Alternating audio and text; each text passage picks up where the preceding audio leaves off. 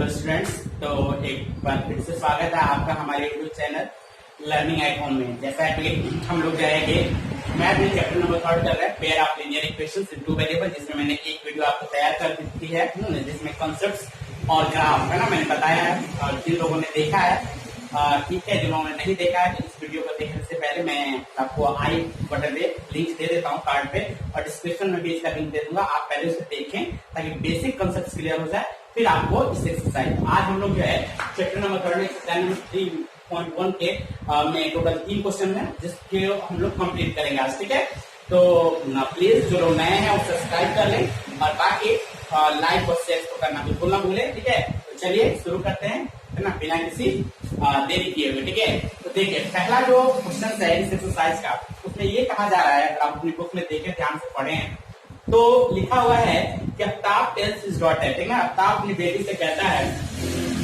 7 years ago, है ना। हम लोगों को इसमें ना क्या है, प्रॉब्लम दी है और इस प्रॉब्लम को इक्वेशंस के रूप में कन्वर्ट करना है। तो पहले, और ये सबसे इंपॉर्टेंट फैक्टर है इसमें, इस पूरी एक्सरसाइज मैंने कहा था शुरू में बताया था, टोटल 3 या 4 चीज तो पढ़नी है। एक तो ग्राफ खींचने आना चाहिए, उसके बाद जितने मेथड है उनसे क्वेश्चन को सॉल्व करने आना चाहिए, और उसके बाद आपको मेन चीज आनी चाहिए कि किसी प्रॉब्लम को हम इक्वेशन में कन्वर्ट कैसे करते हैं। और ये सबसे बड़ी प्रॉब्लम होती है, स्टूडेंट को पढ़ तो लेते हैं, इक्वेशन सॉल्व भी कर लेते हैं, लेकिन वो इक्वेशन कन्वर्ट नहीं कर पाते, बना नहीं पाते।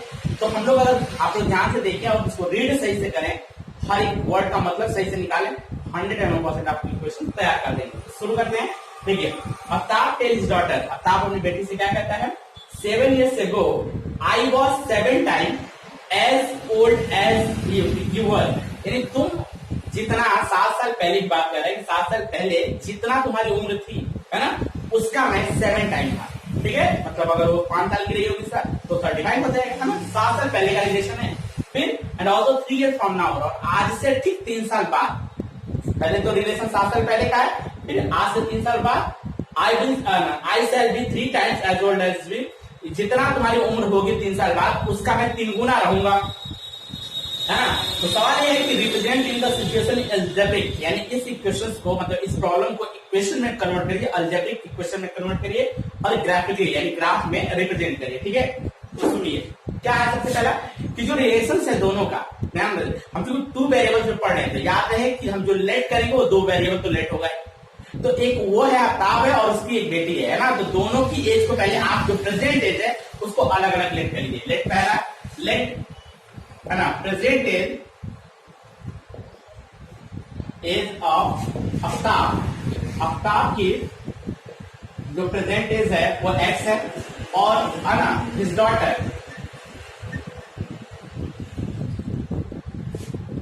उसकी जो बेटी है वो मान लेते हैं कि उन दोनों की प्रेजेंट है, यानी आफ्ताब प्रेजेंट एक्स मान लेते हैं और उसकी डॉटर की एज कितना मान लेते हैं, y मान लेते हैं। अब जो रिलेशन है देखिए वो according to situation, according to question, है ना। जो फर्स्ट कंडीशन क्या है, फर्स्ट कंडीशन 7 साल पहले का है। तो पहले तो हमें ये पता करना है, तो आज की प्रेजेंट एज है तो 7 साल पहले इनकी एज पहले निकालेंगे, फिर इन दोनों के बीच में रिलेशन होगा। तो 7 साल, अगर मान लीजिए फॉर एग्जाम्पल, है ना, 7 साल आज से पहले की उम्र निकालनी होगी, तो ऑब्वियसली अगर आपके 5 साल का और 2 साल पहले मेरी उम्र तो घटाना ही पड़ेगा ना। तो अगर आज की उम्र उनकी x है और 7 साल पहले उम्र अगर निकालनी होगी तो क्या करना पड़ेगा, इसमें से 7 को माइनस कर देंगे। तो लिखेंगे 7 years ago, यस, है ना, एगो आफ्ताब एज, है ना, कितनी हो जाएगी आप बताइए, x माइनस कितना हो जाएगा, 7। एग्जैक्टली उसी तरह जब पिता की उम्र 7 साल पहले घटेगी तो बेटे की उम्र भी या बेटी की उम्र भी घटेगी। तो 7 years ago एगो, है ना, हिज डॉटर एज कितना हो जाएगा हमारा, इस लड़की की एज में से भी हम लोग क्या करेंगे, 7 माइनस कर देंगे। तो दोनों की एज अभी 7 साल पहले निकल गई। अब ध्यान से करिए, है ना, कि अब यहाँ पे जो कंडीशन है अकॉर्डिंग टू क्वेश्चन यहाँ पे होना चाहिए, क्या है, ये है आफ्ताब की एज और ये है उसके, चूंकि इक्वेशन बनाना है तो हमें इक्वल टू डालना पड़ेगा, और ये है उसके बेटी की उम्र। अब क्वेश्चन में क्या है कि आई वॉज 7 टाइम, मैं तुम्हारे उम्र का 7 गुना था। कौन था जी, आफ्ताब 7 गुना था। क्योंकि आपको इक्वल करना है ना जी, इक्वल करना हो किधर की तरफ, है ना, बेटी की तरफ 7 टाइम कराएंगे, क्योंकि हम देखिए ये पहले से ऑलरेडी 7 टाइम है, और हम इन्हें बराबर कर रहे हैं, तो बराबर करने के लिए हम बेटी की तरफ क्या करना पड़ेगा, 7 टाइम जो उसकी डॉटर है उसकी तरफ 7 टाइम्स कर देना पड़ेगा। x minus 7 equal to 7y और माइनस 49, सबको एक तरफ लाते हैं, x है ना minus 7y and plus 49 is equal to कितना हो गया 0, यानी x माइनस 7y और ये देखिए इसमें से घटाएंगे कितना आ जाएगा प्लस 42 इज इक्वल टू 0। ये आपका बन गया पहला इक्वेशन, क्लियर है, और कम से कम पेयर है ना, देखिए पेयर ही में बनेंगे। अब दूसरी जो कंडीशन है उससे दूसरा इक्वेशन बनेगा, और फिर इन दोनों इक्वेशन को ग्राफ खींचना पड़ेगा, जिसको आपके हमने पिछले में बता दिया, तो हमने इक्वेशन से बनाना है, ग्राफ आप खींचिएगा, ठीक है।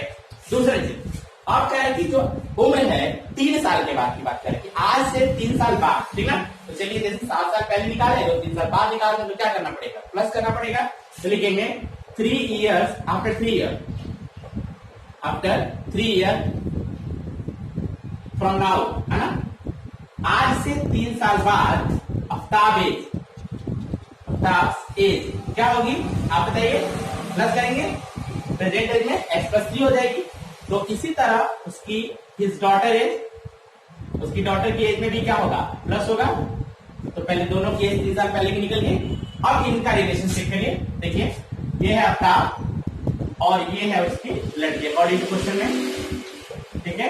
अब क्या कह रहा है कि आफ्ताब जो है अपनी बेटी का है ना 3 टाइम हो जाएगा, है ना, तो देखिए ये तो ऑलरेडी 3 टाइम हो जाएगा, तो हम अगर इक्वल करना चाहते हैं तो वही याद है, यही सबसे बड़ी बात है, बहुत सारे बच्चों से गलतियां हो जाती है कि जो पहले से ही ऑलरेडी 3 टाइम उधर ही 3 टाइम कर देंगे, तो हमेशा हमें ध्यान देना है कि हम इक्वल कर रहे हैं, तो हम किधर जोड़े और किधर घटाए इस बात का विशेष ध्यान रखिए। तो हम इधर फिर x plus 3 equal to 3y and plus कितना हो जाएगा 9, ठीक है। अब इसको ले आते हैं x प्लस 3 माइनस 3y और माइनस 9 इज इक्वल टू कितना हो गया 0, यानी x माइनस 3y और इसमें से घट के minus 6 is equal to 0, equation number कितना हो गया, सेकेंड हो गया।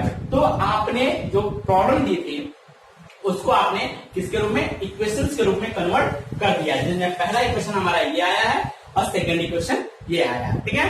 तो आपने अलजेब्रिक एक्सप्रेशंस के रूप में ला दिया। अब इनका ग्राफ खींचना है, तो ग्राफ में क्या करिएगा आप लोग, आपको बताया हूं मैं पीछे वाले एक्सरसाइज में, तो प्लीज आप चेक कर लें, जिनको नहीं आ रहा है नहीं दे रहा ना, उसे देख लेंगे, आई कार्ड पे लिंक है, ठीक है ना, और उसको देख के आपको इन दोनों का ग्राफ रिप्रेजेंट कर दिया, ठीक है। तो मैं इक्वेशंस कन्वर्ट कर दिया, ठीक है। अब हम लोग दूसरा क्वेश्चन को देखते हैं, दूसरे क्वेश्चन में क्या दिया हुआ है।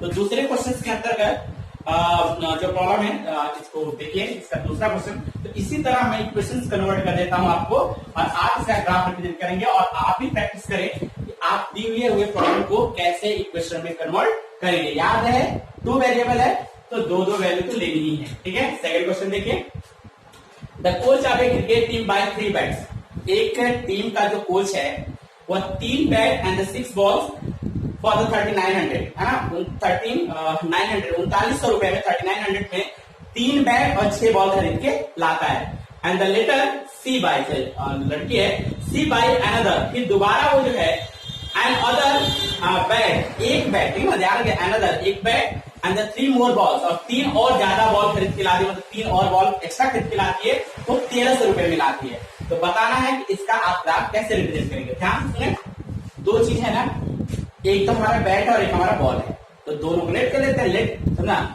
लेट प्राइस भी ना, let the cost of 1 bat, एक बैट की कॉस्ट को कितना ले लीजिए, x ले लीजिए, एंड उसी तरह and cost of 1 ball is equal to कितना ले लेते हैं y। अब पहली बार वो क्या लेके आता है आप बताइए, पहली बार वह 3 बैट लाता है और 6 बॉल लाता है, आप ही मुझे बताइए। तो देखिए अकॉर्डिंग टू क्वेश्चन में आप सुनिए क्या है, जब एक बैट की कॉस्ट x है तो 3 बैट की कॉस्ट कितनी हो जाएगी 3x। अगर मान लीजिए पेन के दाम 5 रुपए है तो 3 पेन के निकालने में मल्टीप्लाई करिएगा ना, एग्जैक्टली उसी तरह इसमें करिएगा ना, अलजेब्रिक फॉर्मेट में भी। तो देखिए 3 बैट एंड 6 बॉल, है ना, यही लाता है और इसके लिए पे करता है 3900। तो देखिए 3 बैट है तो कितना हो जाएगा 3x, है ना, ये हो गया बैट की कीमत, तीनों बैट की, एंड द 6 बॉल 6y, और ये दोनों मिलाकर कितना पे करता है 3900। That is the equation number first, ठीक है ना।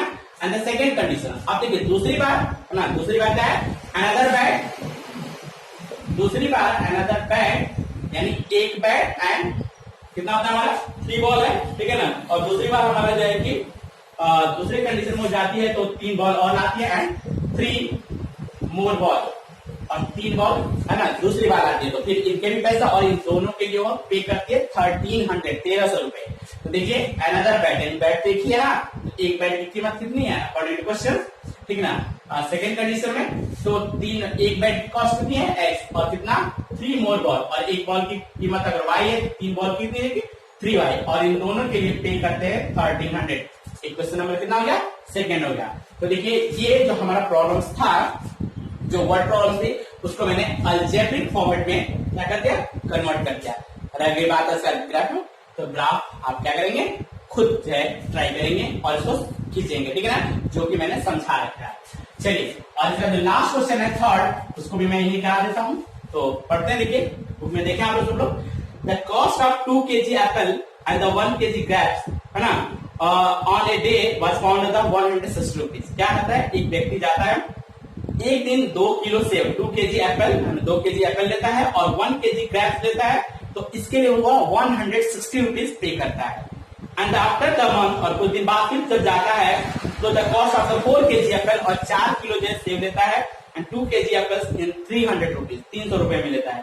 तो इस कंडीशंस का ग्राफ लिखना है। तो क्या है, दो चीजें हैं, एक एप्पल है और एक ग्रेप्स है, तो लेट कर लीजिए, केजी में ले रहे हैं, तो 1 kg एप्पल का दाम x ले लेते हैं और 1 kg जो है ग्रेप्स का दाम y ले लेते हैं। लेट कर लीजिए, लेट, ठीक ना।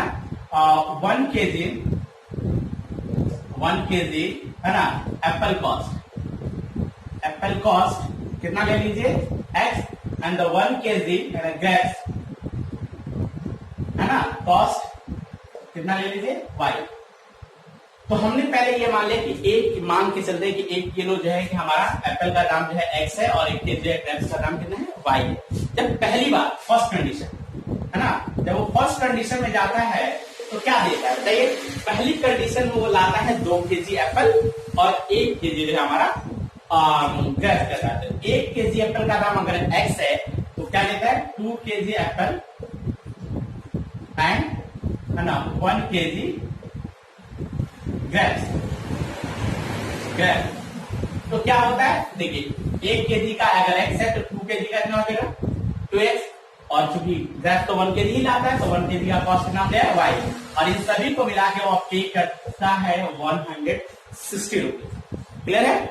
अब जब वो after the month, second condition में बात बता रहा हूं, आफ्टर द मंथ तो पहुंचता है तो क्या देता है 4 kg apple, 4 kg apple and 2 kg grape, है ना। तो फिर वही बात, 1 kg का दाम अगर x है तो 4 kg एप्पल का दाम कितना हो जाएगा 4x, अगर 1 kg का y है तो 2 kg ग्रेप्स का दाम कितना हो जाएगा 2y, ठीक है। और इन दोनों को मिला के वो पे करता है कितना 300 रुपीज, हाँ बिल्कुल 300 रुपीज। तो इतना अगर आप चाहें तो क्वेश्चन ये भी जोड़ दोगे, अदरवाइज एक और काम थोड़ा छोटा करना ताकि ग्राफ रिप्रेजेंट करना आसान हो जाए, तो दोनों में से कॉमन ले लीजिए और ये हो जाएगा 300 और इससे को क्या कर देंगे, कट कर देंगे तो 150। थोड़ा सा हमारा इक्वेशन का फॉर्मेट कितना होता है, छोटा हो गया, ठीक है। इक्वेशन नंबर कितना हो गया है सेकेंड। तो ये जो तीसरी प्रॉब्लम थी उसके अकॉर्डिंगली हमने जो है ये 2 इक्वेशन तैयार किया है। तो इसमें टोटल 3 क्वेश्चन थे, तीनों के मैंने आपको अलजेब्रिक एक्सप्रेशन में कन्वर्ट कर दिया है। ग्राफ आप बनाएंगे, है ना, और अगर नहीं आता तो कमेंट में लिखें, फिर मैं उसको एक बार समझा सकता हूँ, बट आप लिखेंगे कमेंट में, जिनको नहीं समझ में आएगा तो उम्मीद है कि आपको बहुत अच्छी तरह से समझ में आया होगा। तो प्लीज आप लोग लाइक करें, शेयर करें, ताकि मुझे अगली वीडियो बनाने में मोटिवेशन मिलती रहे। और जो भी नए हैं प्लीज हमारे वीडियो को सब्सक्राइब करें, और अगले वीडियो में हम लोग अगली एक्सरसाइज को लेके आते हैं। धन्यवाद।